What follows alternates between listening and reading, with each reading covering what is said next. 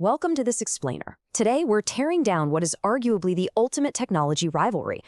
For years, we've been fed this idea that the battle between Apple and Samsung is just a hardware fight, right? A never-ending war over who has the better camera, the sharper screen, or the absolute fastest processor. We've all seen those fierce debates online. But what if I told you that looking at it that way completely misses the real game? We're going to reframe this rivalry entirely today. Not as a hardware battle, but as a massive structural competition between two completely different ways of organizing your everyday life. So why do people argue so passionately about phones? It's a great question, isn't it? You've probably seen it, or let's be honest, maybe you've even jumped into the fray yourself at some point. The debates get incredibly heated, but here's the secret. When people are vehemently defending their smartphone choice, they usually aren't just defending a piece of glass and metal. Nope. They are defending a philosophy. They're defending the actual environment they live in every single day. They're defending how they wake up, how they work, how they communicate, and how they seamlessly move through their modern lives. Okay, let's dive into this. Here's our roadmap.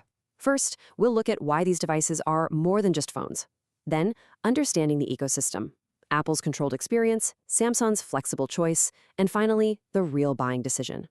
All right, part one, more than just phones and the illusion of the device.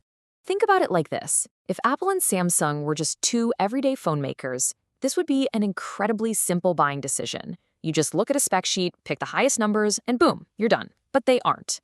They are competing systems.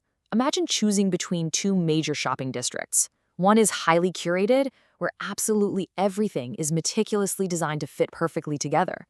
The other? It's an open, sprawling market, completely full of ways to mix and match to your heart's content. So when you buy a device, you are not just buying a phone. You're stepping into an entire software environment. You're opting into a very specific pattern of upgrades and a set of trade-offs when it comes to control, convenience, and cost. It's actually a long-term commitment, brilliantly disguised as a one-time purchase. Moving right along to part two, understanding the ecosystem, the invisible environment. So, the crucial point here is understanding what an ecosystem actually is. It's the larger environment around a device. We're talking about the software, the services, the accessories, and the habits that make the product way more useful or, honestly, much harder to leave. If a phone is a single shop, the ecosystem is the entire market around it. The roads leading in, the nearby stores, the payment methods. The true value doesn't just live inside that one store. It comes from how seamlessly the whole thing connects.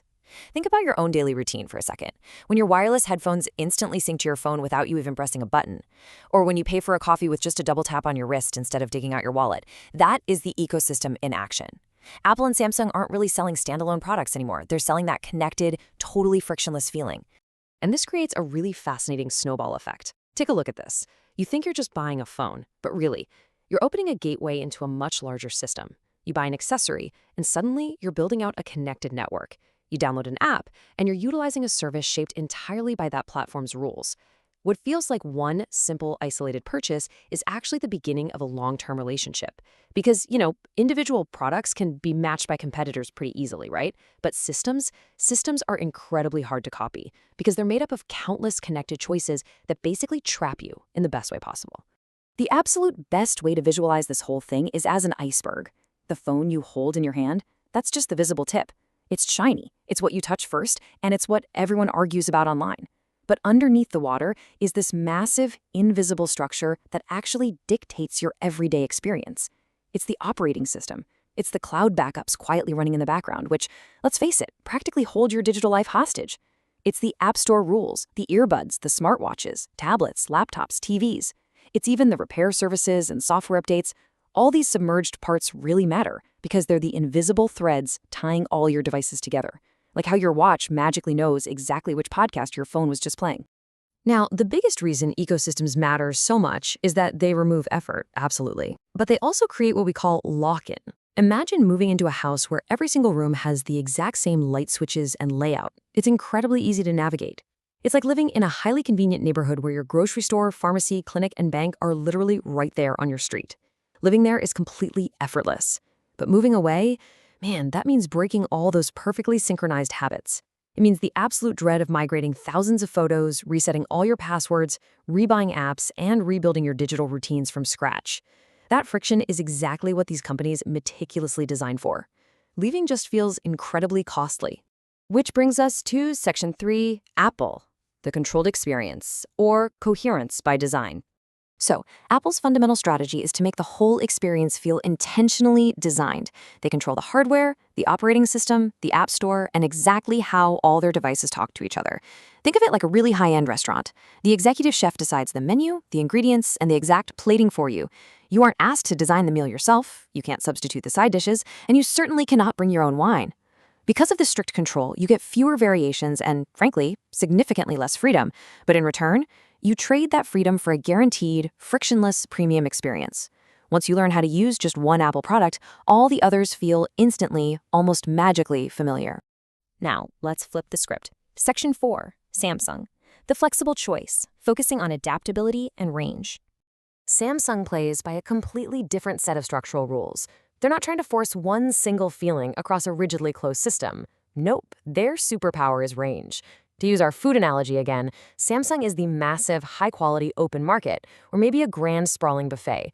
You have the total freedom to mix, match, and customize exactly what you want on your plate. They offer a huge spectrum of models across pretty much every budget. They lean heavily into wild hardware experimentation, too. I mean, if you want a phone that folds completely in half, or one that comes with a built-in stylus, Samsung has it. The trade-off here is simple. With endless customization comes the occasional hiccup. The experience might be slightly less tightly synchronized than that high-end restaurant, but it is deeply, wonderfully yours. You gain just incredible adaptability. Now, what's really interesting is when we map out these optimization targets side by side, a very clear picture emerges. And look, neither approach is automatically better or worse. Apple consciously chooses tight integration to achieve flawless consistency, and they willingly sacrifice some user flexibility to get there. Samsung chooses immense variety in hardware choice to reach more kinds of users, willingly sacrificing some of that strict uniformity. They are simply optimizing for completely different human desires. They're organizing trade-offs based on what different types of people value most in their daily lives. It's that simple. Finally, let's bring it all together in Section 5, the real buying decision, finding your fit. This right here is your complete paradigm shift. The old questions, asking about screens, cameras, or raw specs, they are completely missing the point. The next time you hear your friends aggressively debating megapixel counts or processor speeds, you'll realize they're actually arguing the wrong point entirely. The new questions you should be asking yourself are about this system. Do I want a setup that feels tightly managed, or do I want a menu of flexible options?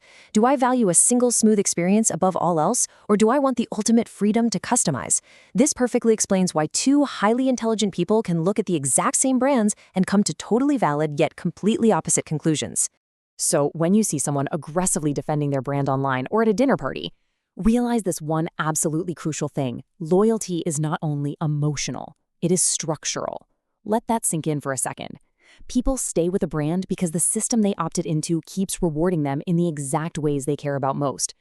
Apple builds its fierce loyalty through coherence, safety, and predictability. Samsung, on the other hand, builds its fierce loyalty through variety, experimentation, and freedom. If you take absolutely nothing else away from this explainer, remember this core anchor. An ecosystem is a system of connected choices that makes a product more useful, more convenient, and sometimes much harder to leave. Once you fully grasp this concept, you stop seeing a simple brand fight. You actually start reading the system. You see two completely different, brilliantly executed design philosophies competing to organize technology around a human being. So I leave you with this provocative final thought to really reflect on before you make your next big upgrade. Stop asking which piece of glass and metal is objectively better and ask yourself this instead. Which philosophy actually fits the way you want to organize your life? Do you value convenience through seamless control, or do you thrive on the freedom of true flexibility? Because at the end of the day, the answer to that question is the only one that really matters. Thanks for joining me on this deep dive.